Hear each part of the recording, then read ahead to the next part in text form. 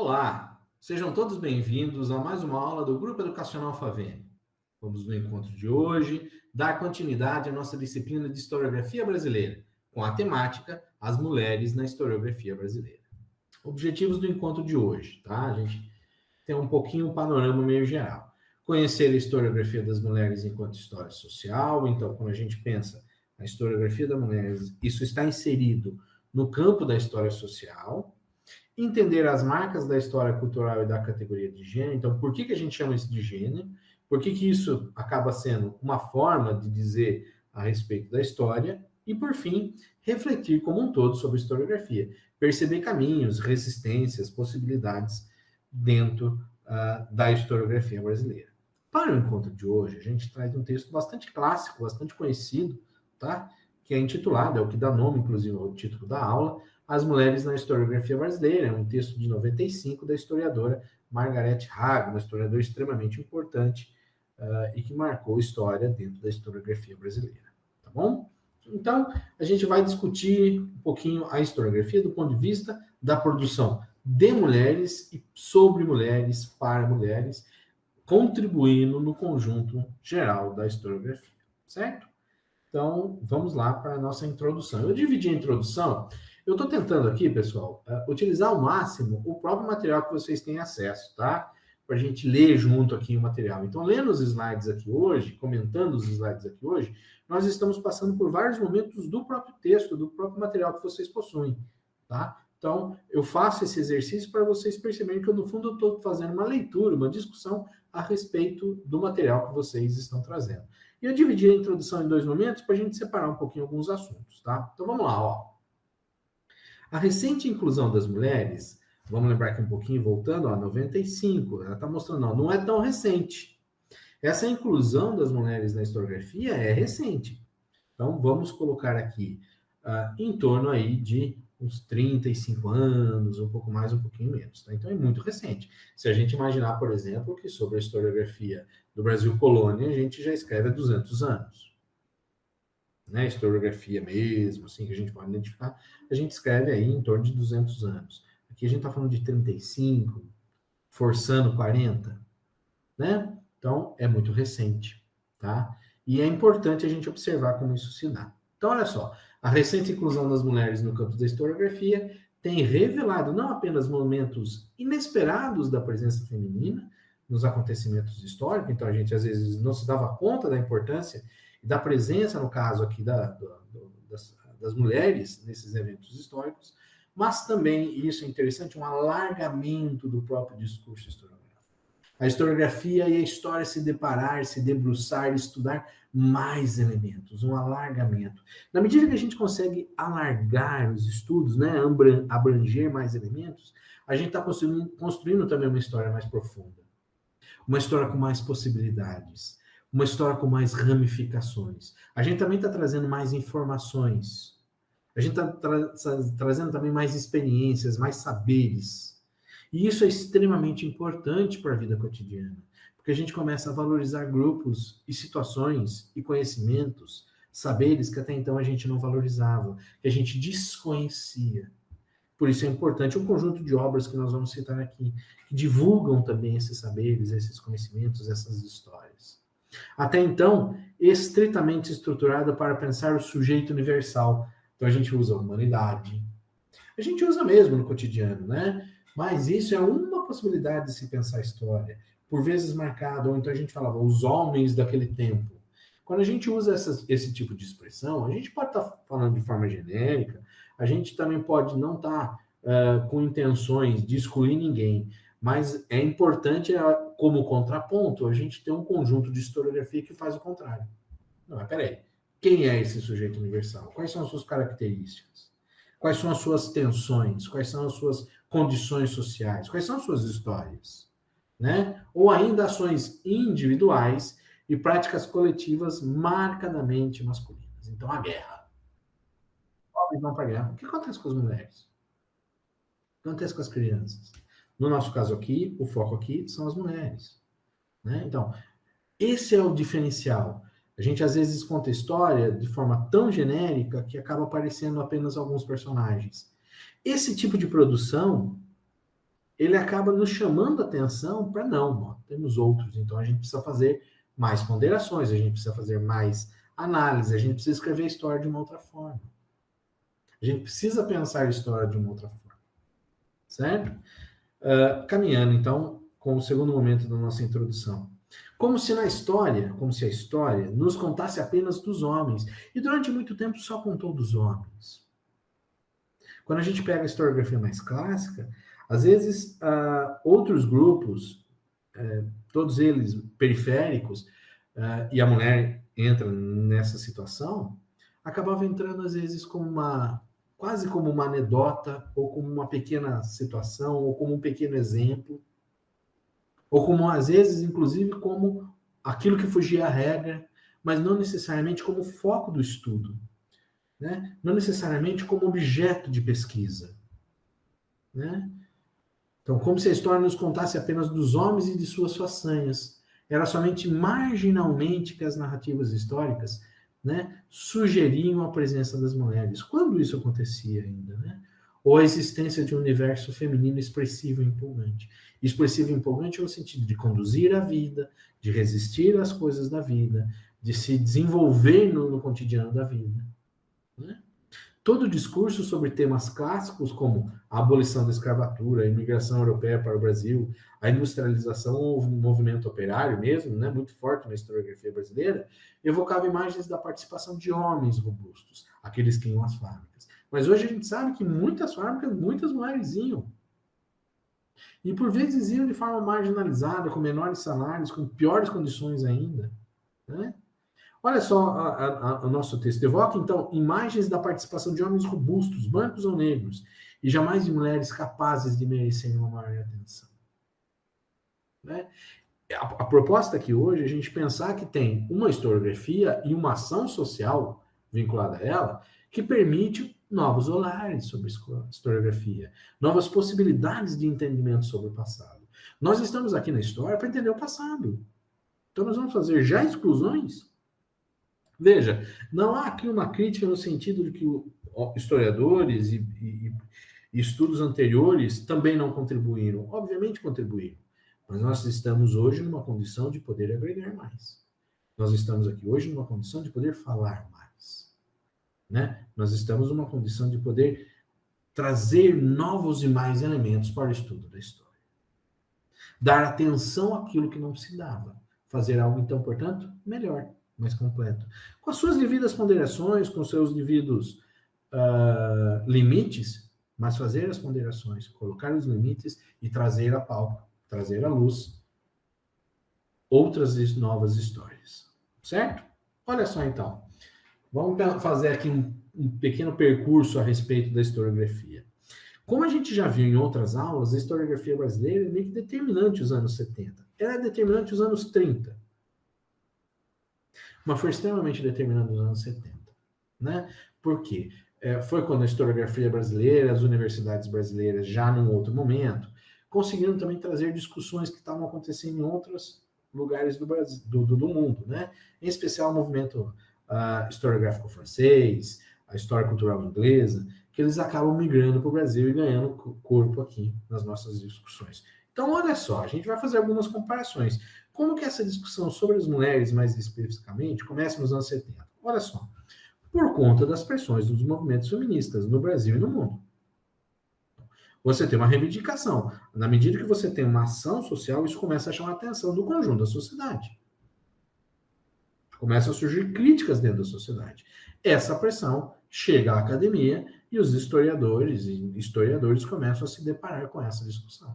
Começam a enfrentar essa discussão, começam a pesquisar a respeito disso. Mais ainda, veja, são todos elementos sociais. Presença maciça no mercado de trabalho e na vida acadêmica. Então, cada vez mais a presença da mulher se fazia nas academias, então, portanto, a temática também acabava surgindo, e no mercado de trabalho. Foi a partir dos anos 70 que isso começou de forma bastante maciça a acontecer.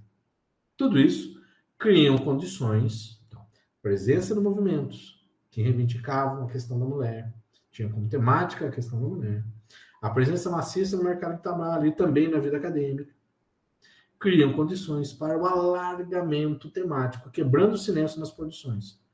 em especial nos anos 80 e 90.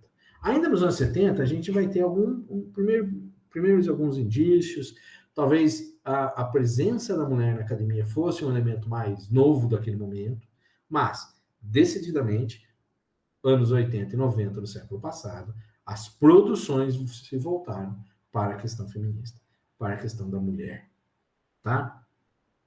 Olha só, e aqui na nossa reflexão é importante para o historiador. Veja, o momento histórico interfere na produção historiográfica. Pessoal, não é à toa que, por exemplo, tem muita gente discutindo agora questões, por exemplo, como democracia.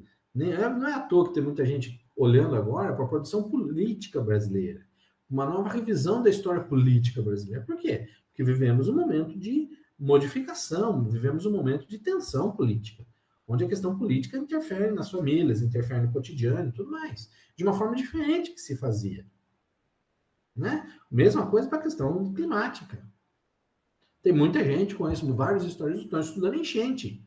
Por quê? Porque está tendo questões climáticas no Brasil, história das enchentes, como as pessoas se lidavam, o que acontecia, quais eram as regiões. Tem muita gente já se deparando. Por quê? Porque é um momento histórico interferindo no processo de estudo da própria história. Veja, a história é vinculada ao presente. É o presente que faz a gente olhar para o passado. Certo? Então, o momento histórico interferindo na produção historiográfica e a percepção da subjetividade de quem e como narra o passado. Isso é importante para o historiador. Quando você for dar aula, quando você estiver nas suas pesquisas, quem que está escrevendo? Quando produziu esse documento? Sobre que circunstâncias? Ah, isso aqui é um texto oficial do governo? Isso aqui é um texto de um jornal que apoia o governo? Esse aqui é um texto de um crítico? Ter essas percepções nos ajudam a pensar e a localizar as produções históricas no tempo. Tá bom? Olha só. A história das mulheres enquanto história social. Por quê? Porque, olha só, veja, você pode fazer uma história econômica e incluir as mulheres e discutir as mulheres. Mas, no Brasil, essa discussão, pode fazer uma história política e incluir as mulheres. No Brasil, essa discussão surge, sobretudo, vinculada à história social.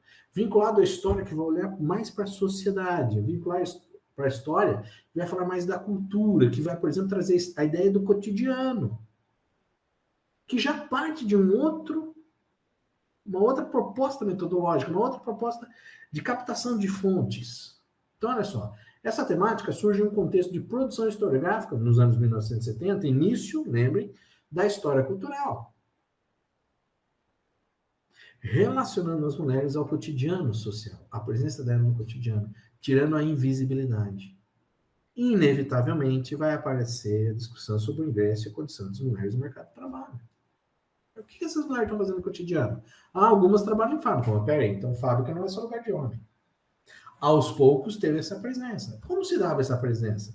Lá na fábrica todo mundo trabalhava igual. Não, peraí, deve ter diferença. Vamos ler os registros. Vamos ler as folhas de pagamento, os pontos. Fazia o mesmo horário? Recebia o mesmo salário? Tinha as mesmas condições? Quais eram as funções? A gente vai alargando as possibilidades de entendimento. Inevitavelmente, vai aparecer a discussão sobre formas de dominação. Porque nós vamos identificar que a questão masculina, capitalista e sexual vai se impor. Como violência, como opressão, mas como lugar também. Né? Como lugar em que sentido? Se tem uma pressão masculina, que tipo de função a mulher vai fazer? Se tem uma pressão capitalista, que tipo de salário? E as questões sociais, não só de assédio, esse tipo de coisa, mas as diferenças e o entendimento das funções do homem e da mulher na sociedade, que muda no decorrer do tempo. Né? Preconceitos que se faziam e que ainda fazem em grande medida. Certo? Tudo isso atribuindo menos destaque à sua dimensão como sujeito histórico, consciente e ator.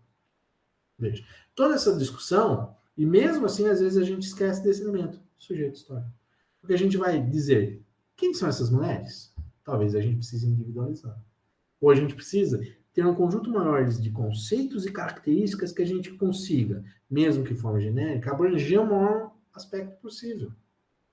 Que a gente consiga, de uma forma maior, dizer sobre essas coisas. Dizer sobre a condição delas, naquele momento histórico.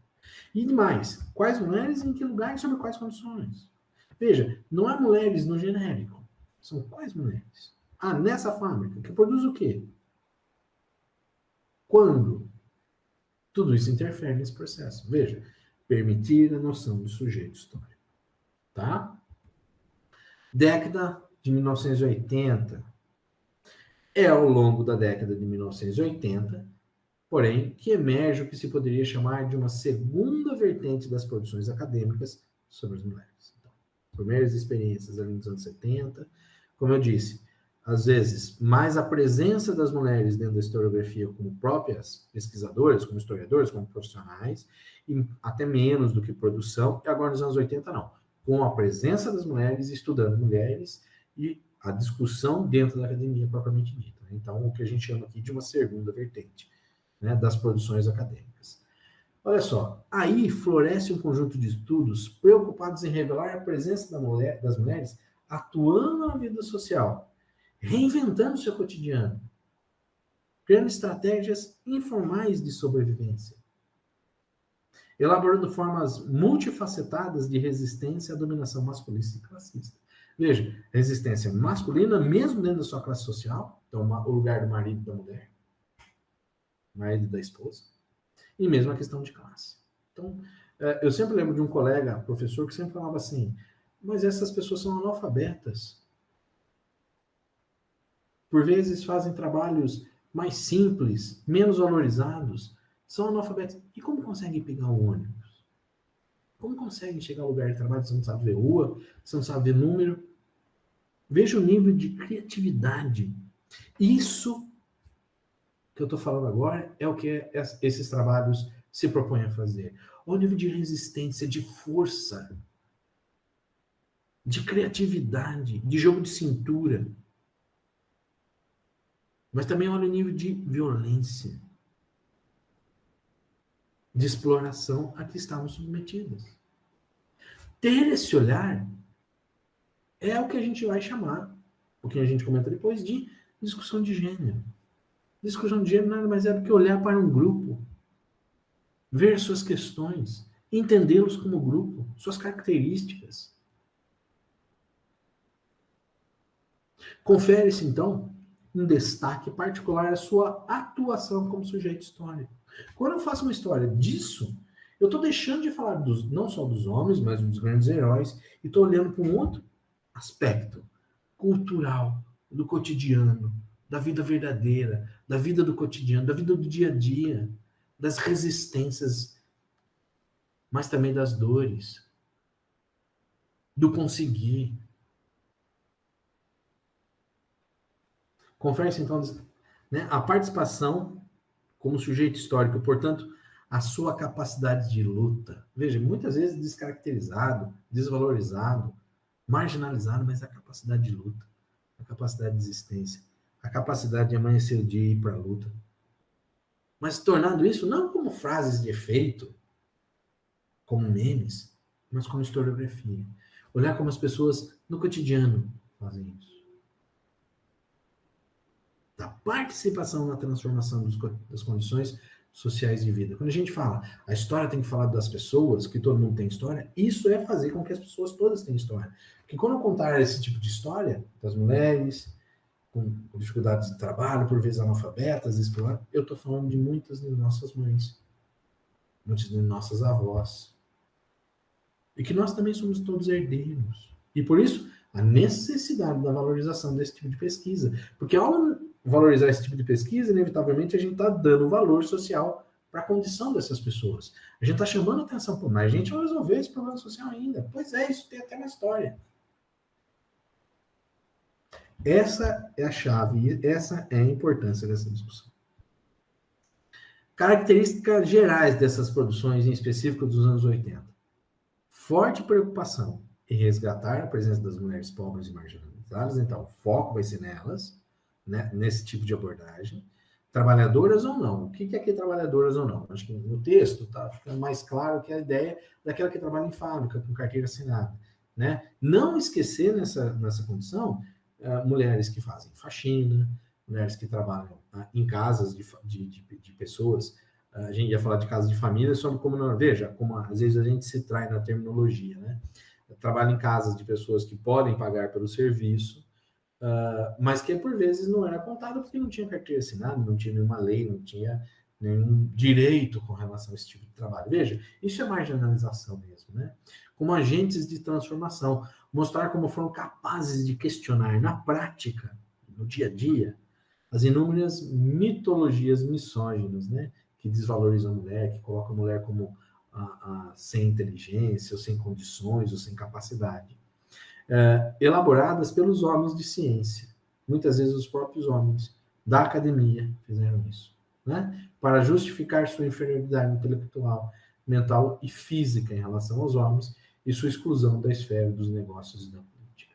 Era uma grande desculpa, né? Era um entendimento e isso permitia que, então, política não é mulher, economia não é mulher, dinheiro não é coisa para mulher, então a gente vai então excluindo, mas dentro dessa exclusão, veja, não é só deixar de lado, mas ao deixar de lado eu tomo.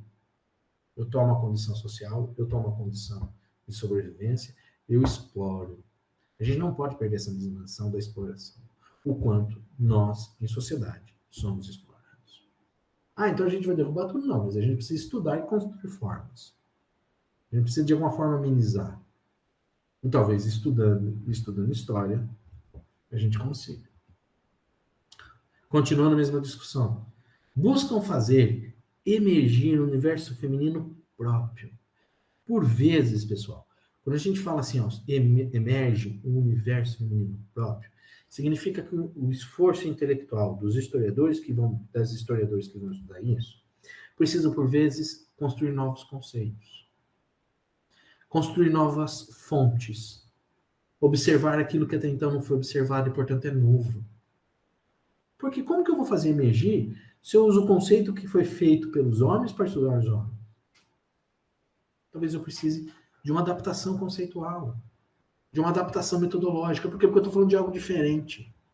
Eu estou falando de algo outro. Olha aqui. Diferente, mas não inferior do mundo masculino e regido por outra lógica e racionalidade.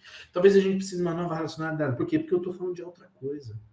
Eu estou falando de um outro objeto de estudo. Eu estou falando de uma outra possibilidade de se interpretar a história. Portanto, eu tenho que utilizar outras coisas. Se o documento original, o documento oficial, só falava dos homens, como que eu vou estudar as mulheres? Eu posso utilizar para mostrar, olha, não estavam presentes. Mas e daí? E a segunda parte? Onde elas estavam?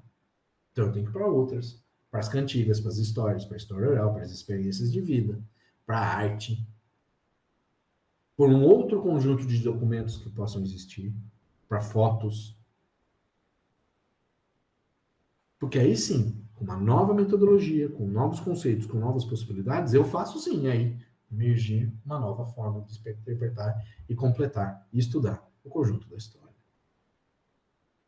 Historiadoras revelam uma aguda percepção do feminino e trazem enorme contribuição para a desconstrução das imagens tradicionais das mulheres como passivas e incapazes de vida racional e de decisões de peso. Elas invertem, não, pelo contrário.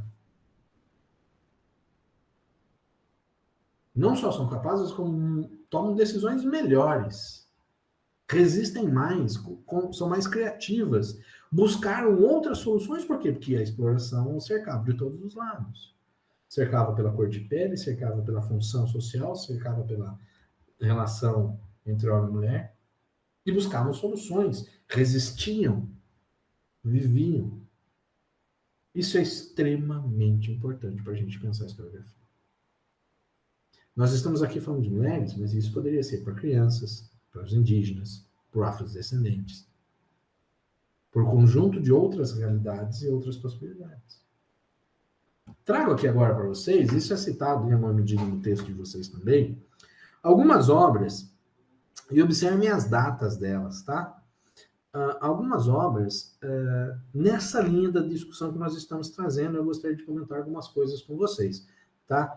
Por exemplo, o texto que nós estamos usando é da mesma autora, Margarete Rago, do livro dela, do Cabaré ao Lar. Olha só que interessante, né?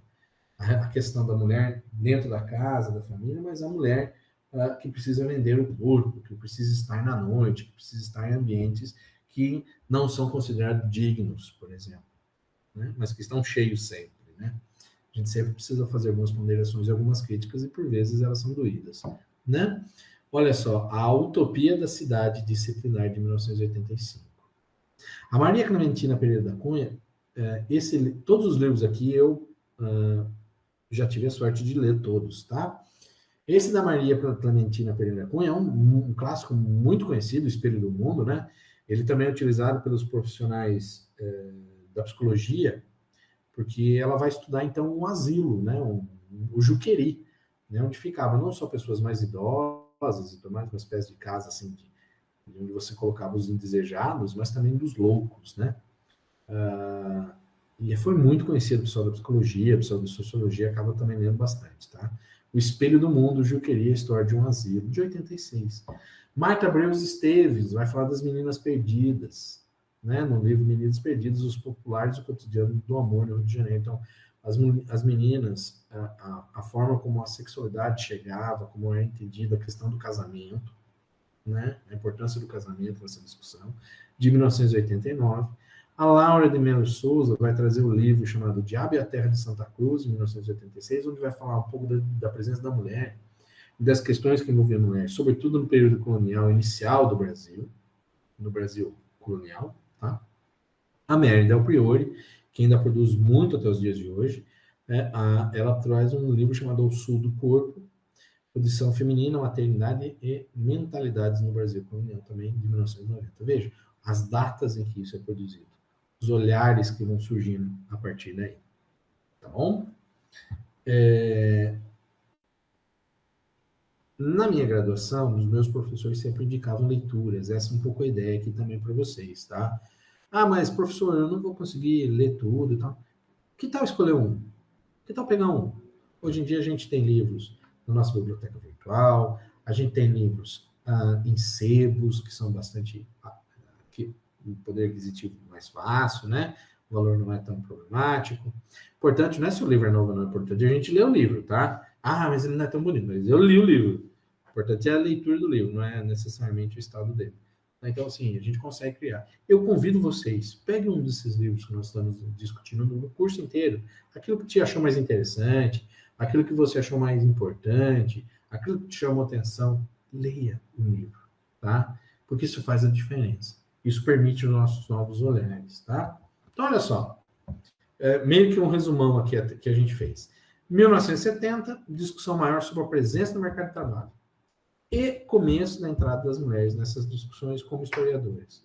1980, influenciados pela história social inglesa, também pelos análises, tá, dos franceses, reapropriação de sua diferença enquanto mulheres, sujeitos sociais. Novamente, quando a gente usa o termo mulheres, do que nós estamos falando? De quais mulheres? Sobre quais condições? As mulheres da classe mais... da elite, das classes mais abastadas, as mulheres das classes mais pobres, as mulheres do que a gente chama, às vezes, erroneamente, inclusive, de classe média. Quais mulheres? Em quais condições? Abordando, por exemplo, o cotidiano e sociabilidade no ambiente de trabalho e a vida no interior das famílias. Né? Lembro, por exemplo, de algumas discussões que se fazia assim, que a exploração se dava em qualquer dos ambientes sociais, né? E comparava, por exemplo, mulheres de uma elite muito alta com mulheres de uma elite, mulheres das classes menos abastadas. E, por exemplo, as classes menos abastadas tinham uma discussão assim, muito clara sobre a fome, sobre a preocupação com a alimentação. Mas, ao mesmo tempo, as mulheres das classes mais ricas, né, da elite econômica, sobretudo, assim, a gente, nos relatos que acabam surgindo, assim, reclamavam, por exemplo, de não poder sair à rua. Elas tinham até uma condição de vida, de alimentação, de vestimenta, de condição material boa, mas elas não tinham vida social. Então, veja, que não é um bom ou um ruim, tudo é ruim. Mas a gente precisa encontrar as possibilidades de resistência, as possibilidades de se fazer diferente dentro dessas diversas histórias possíveis a serem contadas. Muda-se, então, a percepção, a valorização e a atenção às dimensões da vida social. Pessoal, eu insisto nisso porque isso é importante. Como não existe uma documentação farta no sentido da documentação oficial, e mesmo se a gente for com a documentação assim, de cartório, o máximo que a gente vai conseguir descobrir são discussões mais do ponto de vista de dados numéricos, assim, quantos nasceram, em quanto tempo, talvez a diferenciação pela cor da pele, pelo grupo social, coisas. Mas a gente não vai entrar nas sensações, nos sentimentos, na forma como isso socialmente se dava. Então a gente precisa mudar essa dimensão. Então, por isso que a gente tem que ir para a vida social, para o cotidiano. Porque é ele que vai revelar aquilo que os documentos normalmente não revelam. Porque não foram pensados para revelar. Foram pensados para dizer outras coisas. E isso para nós é extremamente importante. Tá? Isso para nós revela muito das discussões e temas e problemas que nós temos enfrentados na discussão da aula de hoje. Então, olha só. Temas como a história do corpo e da sexualidade, o poder médico e a loucura. Porque isso também é uma coisa, né? A mulher, de repente, começava a reclamar, a mulher começava a tentar se libertar, aí colocava ela como louca, como histérica, como se precisasse de um tratamento médico, e não observava que talvez fosse a opressão a qual ela estava submetida. As dores a qual ninguém ouvia. Então, o poder médico é a loucura, a família, o amor e o pecado. A sedução e o poder, as representações da mulher nos discursos médicos e jurídicos, os códigos de moralidade feminina são incorporados como objetos históricos. Veja só, para revelar eu preciso ir para outros temas. Aí esses temas eu posso achar estranho. Nossa, mas veja, inclusive o meu estranhamento precisa ser estudado. Por que eu estranho? É só porque a historiografia não fez ou é porque ainda existe um componente social que me deixa constrangido com relação a esses temas? E aí eu acho melhor não comentar, acho melhor não estudar.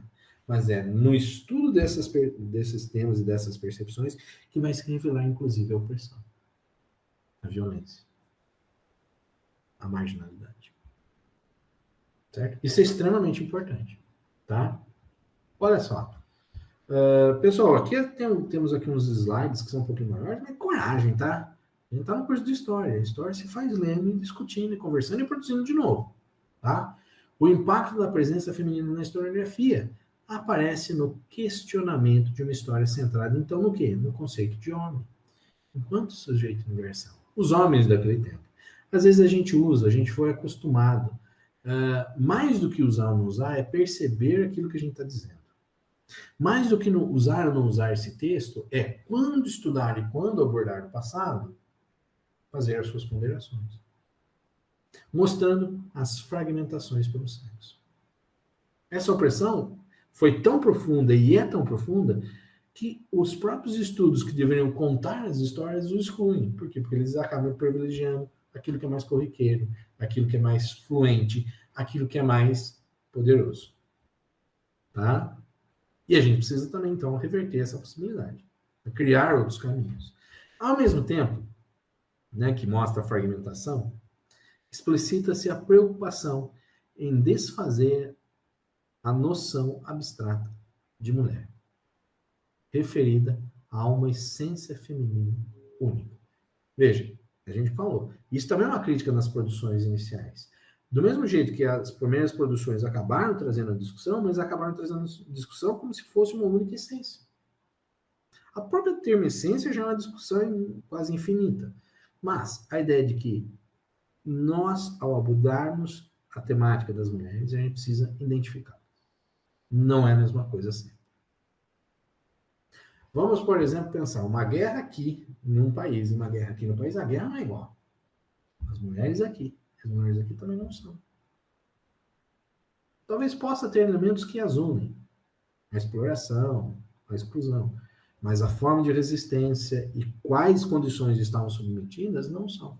Então, esse é um primeiro movimento, né? Não só pensar a fragmentação, mas pensar essa generalização. Também não são. Então, que mulheres, quando, como e por quê? Em quais condições? Dizer sobre elas. E quando a gente às vezes usa essa expressão, né, a mulheres como se todos fosse igual, a gente acaba sendo ahistórico. Porque a gente acaba colocando um tipo de conceito que às vezes não estava num determinado momento histórico. de raiz biológica e metafísica, né, da ideia do pensamento, para se pensar as mulheres enquanto diversidade e historicidade de situações em que se encontram. Uma das primeiras historiadoras que chamou nossa atenção para esse tipo de coisa foi a Michelle Perrault, num livro chamado Os Excluídos da História. É outro livro que estamos citando aqui, uma outra obra que estamos citando aqui, que são extremamente importantes para estudar, para a gente pensar. Também é um outro livro muito clássico, que tem um monte de sebo e tudo mais, não tiveram novas edições, mas que vocês podem utilizar. É outro livro que eu li e foi muito esclarecedor na minha formação como historiador. Certo? As marcas, então, da história cultural e a categoria de gênero. Um pouquinho a gente já comentou, vamos tentar avançar aqui um pouquinho. Aspectos positivos dessa discussão. Retira as mulheres de um silêncio histórico. Dá luz àquilo que não tinha luz até então. Né? Passa a fazer parte daquilo que antes estava fora. Então, retira as mulheres de um silêncio histórico.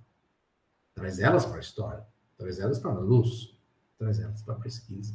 Para os focos.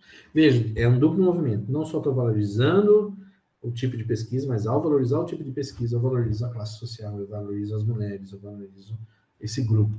Tá bom? Então, tem esse duplo movimento também quando a gente faz uma pesquisa.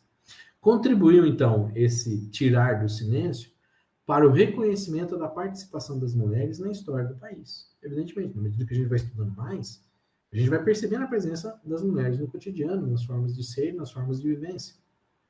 Hoje em dia você já tem livros muito claros a respeito disso. Por exemplo, de mulheres que lutaram de forma muito brava, muito corajosa.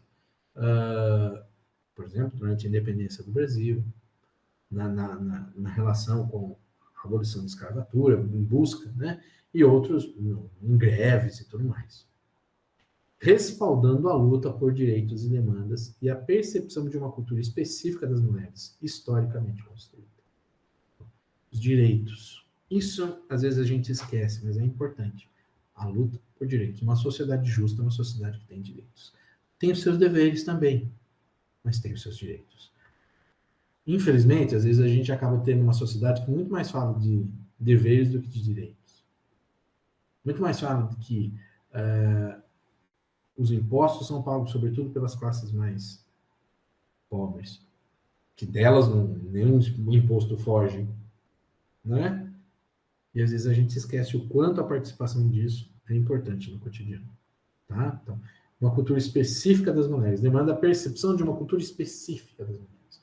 Uma forma de ser específica e, portanto, uma metodologia específica, uma forma de olhar para a historiografia específica.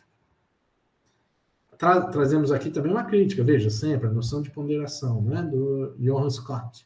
A história social inglesa, sobretudo a vinculada ao Thompson, que é um autor também importante, já citado em outras aulas, acaba articulada uma história das mulheres ao universo masculino, aparecendo como figuras excêntricas e românticas, espécie de sombra. É que algumas produções acabaram falando assim, os homens dentro da fábrica, as mulheres dentro da fábrica, como se fosse só um espelho. E ele vai dizer, também não precisamos ficar presos a isso, podemos ir além. Tá? Então, veja, é sempre uma ideia de ponderação, é sempre uma ideia... Veja, não é a crítica aqui como esporte, como exclusão, mas é a crítica como ponderação, vamos sempre melhorar. Eu acho que é importante a gente ter esse olhar, a gente ter essas considerações. Trago aqui um outro elemento que acabou influenciando bastante as discussões sobre a questão da mulher na historiografia como um todo, mas no Brasil, são as teorias do Foucault, são as contribuições do pensamento desse autor, que na historiografia teve uma presença muito forte. Tá? Primeiro, ênfase na crítica do sujeito e das identidades. Né? Ou seja, por que construímos nossas identidades? O que é essa noção de sujeito? No fundo, é a valorização do sujeito e a busca pela sua identidade. Que, como a gente disse, não são mulheres. Quais mulheres? Olha só, interessante essa frase abaixo que nos ajuda a pensar. Se não há bastidores na história, não tem ninguém do ladinho esperando, né, para entrar na cena, nem atores à espera de seus papéis, é importante perceber o jogo, ou os múltiplos jogos que se estabelecem nas configurações discutidas. Os poderes. Quem exerce poder? Quem não tem poder? Quem se submete? Veja, uma relação. O Foucault vai pensar muito isso, né? O jogo de poder, a relação de poder. Né? O sujeito aparece como efeito e não como a causa dos elementos. como subjetivação resultante das práticas discursivas que o codificam e das tecnologias disciplinarizantes que o esquadrinho normatiza. Ou seja, o como ele é controlado, o como ele é cerceado, o como ele é castrado. Trata-se, portanto, de propor a desconstrução da generalização mulheres. Quando eu desconstruo e eu começo a estabelecer que existem aspectos, diferenças, categorias, eu surjo com um contexto da discussão de gênero. Discussão de gênero nada mais é do que fazer esse exercício de olhar para um grupo social, uma categoria social, e identificá-lo como tal. Não de forma generalizada, mas dando voz, dando possibilidades, entendimento, dando identidade. Certo? Já estamos caminhando para o fim do nosso encontro. Trago aqui a experiência, né, o texto da pesquisa da professora Rago, que ela nos ajuda, mais no sentido aqui de uma exemplificação. Então, ela vai estudar, por exemplo, a questão da prostituição e da historiografia. Quem que se aventurou antes dela? Ninguém. Por pressão, por medo, por vergonha. A professora fez um trabalho extremamente importante, porque olha só, relaciona o seu trabalho com discussões sobre historiografia. O imaginário da prostituição, quase como uma doença. Buscou entender, olha só o que ela foi fazer, buscou entender a relação entre os setores sanitaristas e jurídicos e a forma como formular a presença da prostituição. Veja, quando dava um problema com relação à prostituição, quais atores jurídicos entravam? Quais atores sociais entravam? A justiça, via a polícia e depois processos, ou os médicos?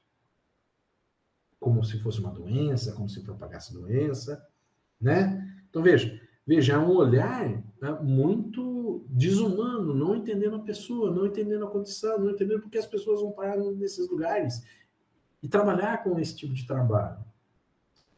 Entra também a relação entre o imaginário social e a vida dessas pessoas. São pessoas vivendo, são pessoas sofrendo, são pessoas subjugadas, sugerindo um verdadeiro esquecimento dessas mulheres, porque é problema, então chama a polícia.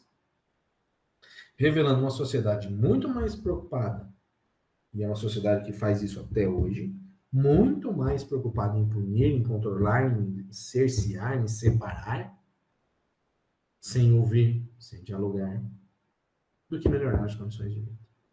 Muito mais preocupado em dizer que manda nessas pessoas, que controla essas pessoas, do que ouvir essas pessoas e tentar ajudar, e tentar melhorar a sociedade. Já nos anos 2000, todo esse conjunto de discussões que a gente passou, né, pelos anos 70, pelos anos 80, pelos anos 90, há um desenvolvimento e presença cada vez maior das historiadoras mulheres e das histórias das mulheres e das próprias historiadoras, né? Então, vai ampliando não só a presença dela dentro da academia, dentro dos trabalhos, mas como as temáticas que delas decorrem. A ampliação de fontes, temas e recortes historiográficos. Por quê? Porque na medida que vão ampliando as possibilidades, também nós vamos trazendo e agregando novas fontes, novos temas, novos recortes, novas formas de se entender o passado, enriquecendo a historiografia, enriquecendo a possibilidade de interpretação da realidade social. Temas como mulheres na arte, mulheres na política, mulheres empreendedoras, educação de mulheres e tudo mais, vão aos poucos surgindo e se fazendo cada vez mais presentes, se estabelecendo como uma área de conhecimento extremamente importante, tanto quanto as outras áreas já classicamente estabelecidas. Finalizo o nosso encontro de outros indicando mais livros para vocês, para a gente pensar, para a gente ler. Não vamos criticar sem ler, vamos olhar, vamos estudar. Trago o texto da Cianco Field, Em Defesa da Honra, também, novamente, vai trazer a ideia do casamento, da forma como você vai tentar resolver a respeito da honra da mulher, mas, sobretudo, com relação ao casamento. A Ana Paula Cavalcante Simone traz um livro muito interessante, que é A Profissão Artista, onde ela vai falar no universo das artes, qual o lugar da mulher, qual a possibilidade das mulheres. Então, ela traz um conjunto de artistas e suas relações. E, mais importante, também a partir dos anos 2000, a gente começa a ter cada vez mais reedições de autoras e de livros extremamente importantes, como, por exemplo, a autora Carolina Maria de Jesus, com o livro dela, A Parte do Despejo, que é mais ou menos uma espécie de diário, onde ela vai, alguém da favela de São Paulo, né? Vai relatando o seu cotidiano. E isso é extremamente rico e importante para os nossos estudos históricos. Pessoal, muito obrigado. Bons estudos. Leiam. Até um próximo encontro.